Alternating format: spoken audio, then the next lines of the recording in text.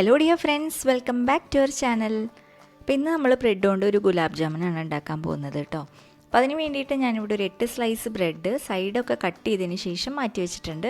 ഒരു 4 table spoon പാലെടുത്തിട്ടുണ്ട്, 1 cup വെള്ളം, 1/2 cup പഞ്ചസാര, ഒരു 2-3 ഏലക്കായ ചതച്ചതും കൂടി എടുത്തിട്ടുണ്ട്. അപ്പോൾ ആദ്യം തന്നെ ഷുഗർ സിറപ്പ് ഉണ്ടാക്കാൻ വേണ്ടിയിട്ട് ഒരു സോസ് പാനിലേക്ക് 1/2 കപ്പ് പഞ്ചസാരയും 1 കപ്പ് വെള്ളം കൂടി ചേർത്തിട്ട് നന്നായിട്ടൊന്ന് തിളപ്പിച്ചെടുക്കുകയാണ്. ഇത് തിളയ്ക്കുന്ന സമയം കൊണ്ട് നമുക്ക് ഗുലാബ് ജാമുനുള്ള മാവ് റെഡിയാക്കാം. അപ്പോൾ അതിന് വേണ്ടിയിട്ട് ഞാൻ ഒരു ബൗളിലേക്ക് നമ്മൾ നേരത്തെ സൈഡൊക്കെ കട്ട് ചെയ്ത് മാറ്റി വെച്ചിട്ടുള്ള ബ്രെഡ് ഉണ്ടല്ലോ, അത് ആഡ് ചെയ്ത് കൊടുക്കുകയാണ്. ചെറിയ കഷ്ണങ്ങളാക്കിയിട്ടൊന്ന് പൊട്ടിച്ചിട്ട് കൊടുക്കുകയാണ്. ഇനി ഇതിലേക്ക് കുറേശ്ശെ പാൽ ആഡ് ചെയ്ത് കൊടുത്തിട്ട് നന്നായിട്ടൊന്ന് കുഴച്ചെടുക്കണം. അപ്പോൾ ആ സമയത്ത് ഇതാ ഷുഗർ സിറപ്പ് തിളച്ചുകൊണ്ടിരിക്കുന്നുണ്ട്. അപ്പോൾ ഞാൻ ഏലക്കായ ഒന്ന് ഇതിലേക്ക് ചേർത്ത് കൊടുത്തു.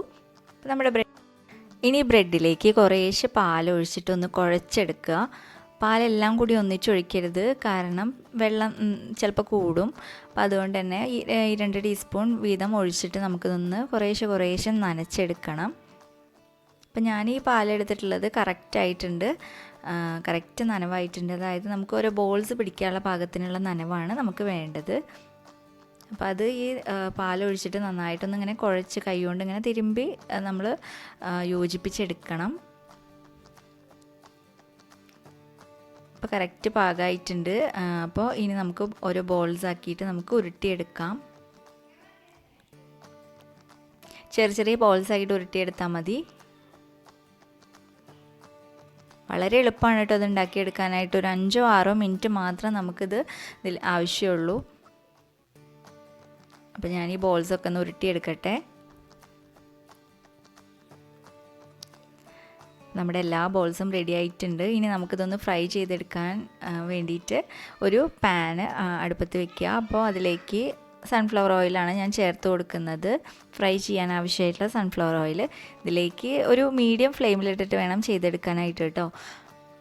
ഇതിലേക്ക് നമുക്ക് ഓരോ ബോൾസായിട്ട് ഇട്ട് കൊടുക്കുക. അപ്പോൾ ഈ സമയത്ത് നമുക്ക് ഒന്ന് ലോ ആക്കി വെക്കണം. എല്ലാം ചേർത്ത് കൊടുത്തതിന് ശേഷം ഒരു മീഡിയം ഫ്ലെയിമിലിട്ടിട്ട് നമുക്ക് നന്നായിട്ടൊന്ന് ഫ്രൈ ചെയ്തെടുക്കാം.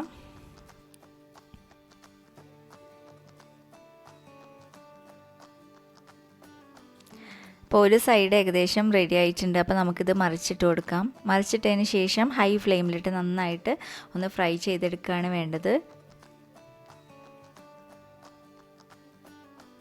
നമ്മുടെ ഷുഗർ സിറപ്പ് ഇപ്പോഴും ഒരു സിമ്മിലിട്ടിട്ട് ഞാൻ ഇങ്ങനെ തിളപ്പിച്ചെടുക്കുകയാണ് കേട്ടോ. ഇത് ഓഫ് ചെയ്യാൻ പാടില്ല.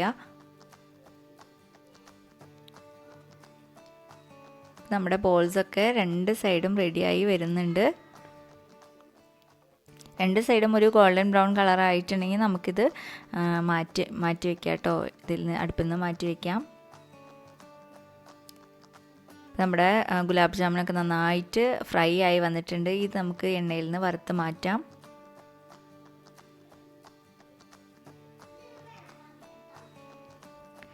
ഇനി ഇത് നമുക്ക് ഈ ഷുഗർ സിറപ്പിലോട്ട് ഇടുകയാണ് വേണ്ടത്.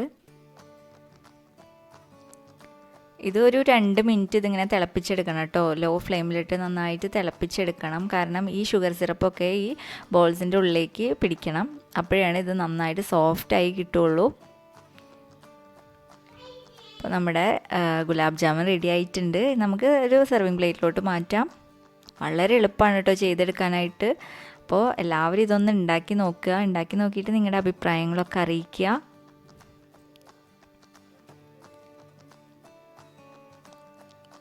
നല്ല ടേസ്റ്റാണ് ഇതിന്. അപ്പോൾ നിങ്ങൾ ഉണ്ടാക്കി നോക്കിയിട്ട് അഭിപ്രായങ്ങൾ അറിയിക്കുക. അതുപോലെ തന്നെ വീഡിയോ ഇഷ്ടപ്പെട്ടിട്ടുണ്ടെങ്കിൽ ഒന്ന് ലൈക്ക് ചെയ്യാൻ മറക്കരുത്.